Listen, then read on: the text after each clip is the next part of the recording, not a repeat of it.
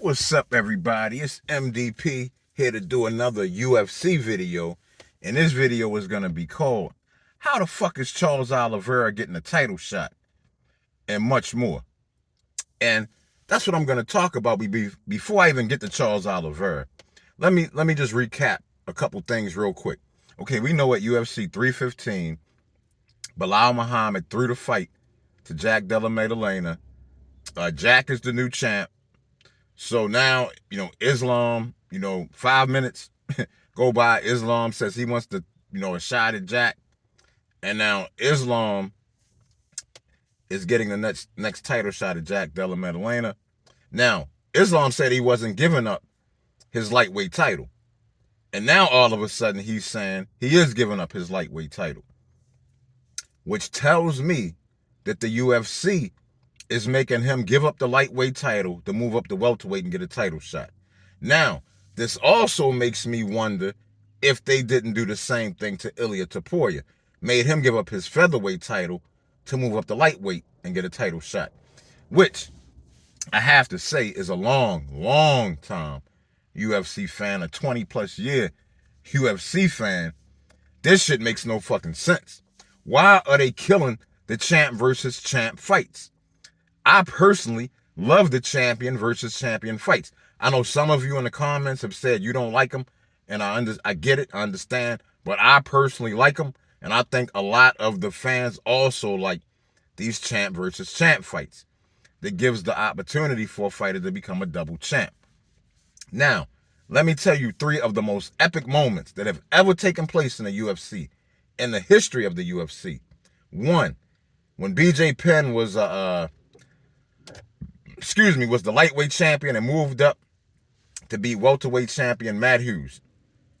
That was one of the most epic moments that ever happened in the UFC. One of the other most epic moments that ever happened in the UFC was when Conor McGregor moved up to fight, was the featherweight champion and moved up to fight lightweight champion Eddie Alvarez and beat him and became the double champ. One of the most epic moments in the history of the UFC. 3rd is when Daniel Cormier, light heavyweight champion, went up to heavyweight and beat heavyweight champion Stipe Miocic. Once again, one of the most epic moments ever in the history of the UFC. These champ versus champ fights guarantee that there will be an epic moment. But for some reason, somebody is deciding, hey, we don't want the champ versus champ fights no more. And I just don't get it. That makes no sense to me whatsoever. I think it's stupid. Stupid. Because not only could you have a champ go up, now, when he goes up, you could have the next 2 contenders fight for an interim title. So that way, just in case, let's say one of the champs go up and lose, they can come back and fight the interim champ, and you still got a champion versus champion fight. And, it's always better when there's titles involved. That's just the way it is.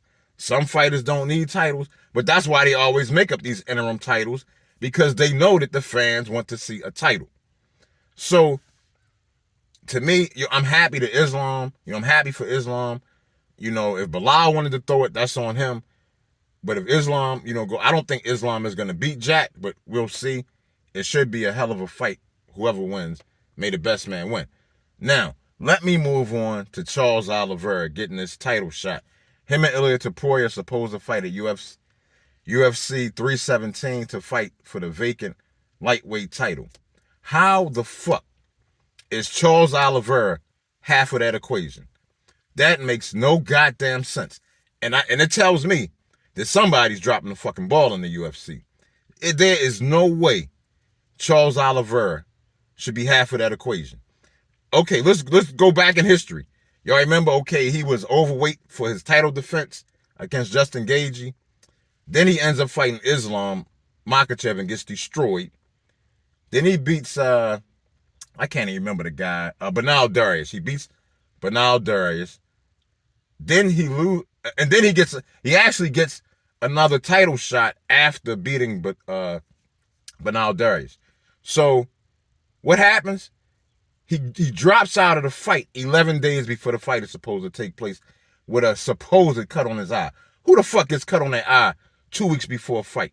But anyway, So that fight doesn't happen. Volk had to step in for him, and Volk got finished first round. So when he got the title shot, he didn't even show up. Then he gets beat by Arman Tsarukyan. And then he beats Michael Chandler in a very unimpressive fashion. Y'all remember how Michael Chandler looked in the last round of the fight. You know, and now he gets a title shot. How the fuck is he the best person to get the title shot against Illia Topuria? This is this is just dumb, stupid. Man, I would rather see anybody. For one thing, Charles is not dependable, as he's shown. And for two, he hasn't looked good. He's just not looking good no more. I would rather see Paddy Pimblett fight Illia Topuria. I would rather see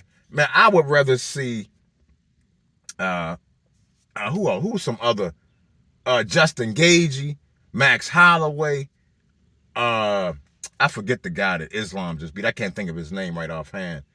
But him, I would rather see Volk come back up to 155 and get his third shot at the lightweight title against Illia, rematch Illia, than see Charles Oliveira in it. At least we know, even if Volk gets knocked out, we know he's dependable and is going to show up to the fight. I would rather see any fucking body, 1 through 15, fight Illia Topuria for that vacant lightweight title.